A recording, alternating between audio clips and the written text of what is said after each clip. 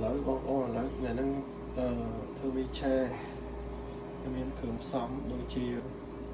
ngày năng thư vi che miền tất sẽ buông sụp hía sụp nó bay sụp hía tất cảnh po pi sụp hía hay năng tất sẽ khác bay sụp hía hay năng mà sao cha đi cho mùi tắt hay miền là những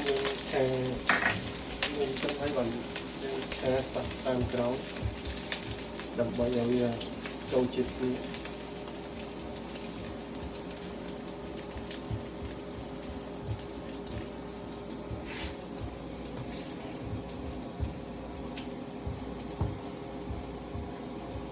đâu mình có mấy những cuộc khủng tiên nữa mình đặt khăn mà thêm khăn đấy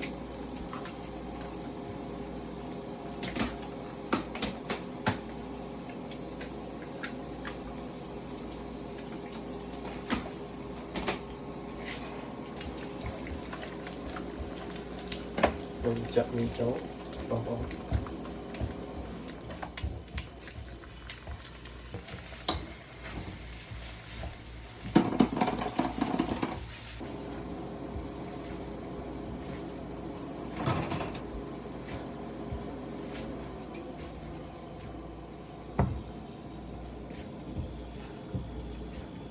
cha lật này của xa em lên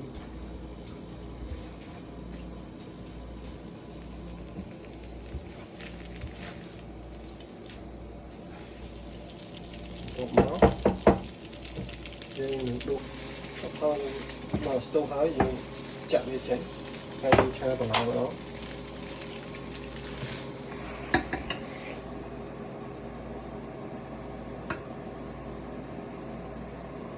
cha tầm tích có tới những chiếc áo đấy đang chạm khăn vào đâu tiếp đó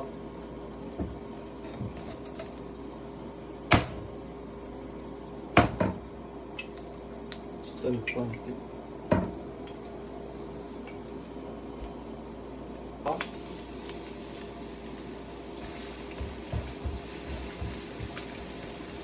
đây biết mình tao ho một tí cho mà biết đặt cho ta vào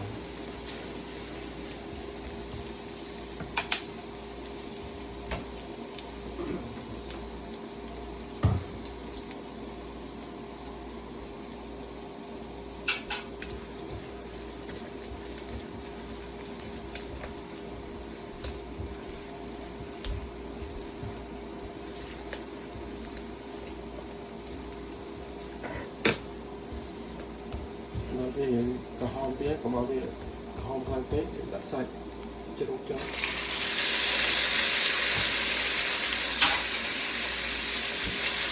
đó bên trong này bên sau nó cũng đã được đó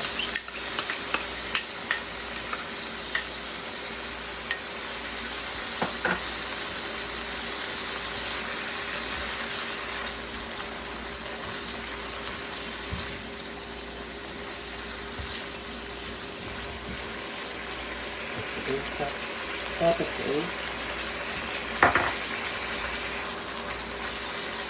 vừa được thành công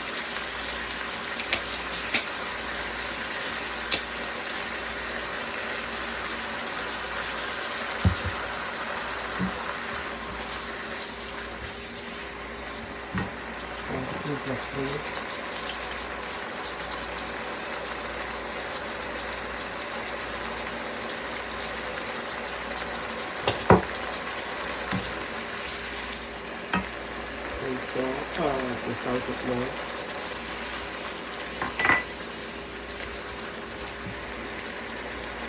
cực kỳ quá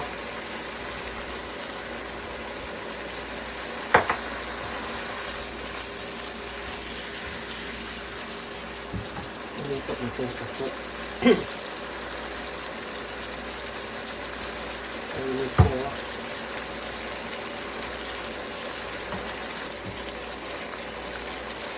Hãy subscribe cho kênh Ghiền Mì Gõ để không bỏ lỡ những video hấp dẫn.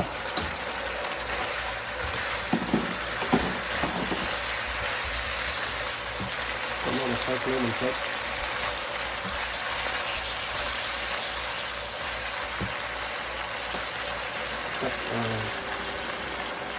Cái kho đây là một cái kho mình sẽ cho vô đạm mình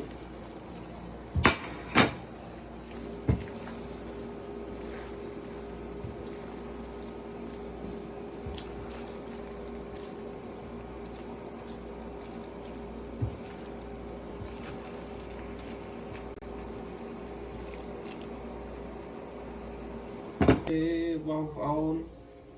lấy dân thơm hộp hơi dân điệp đặt chén đậm bậy câu này đừng lô xa bỏ dân ban nhằm ọt ní hơi ọt hơi vừa tới tầm đó đây ở con đi nhằm ọt ní bông ôn một con đi nhằm như đó tạo một tay xa Trông không được. đậm vừa tới tầm đó một tay xa đậm bông ôn Kind of sweet. So is it more sour? No, It's just really sweet. Sẽ mưa nữa tao biết Yeah, but Ngắn it phần has nào đấy limes.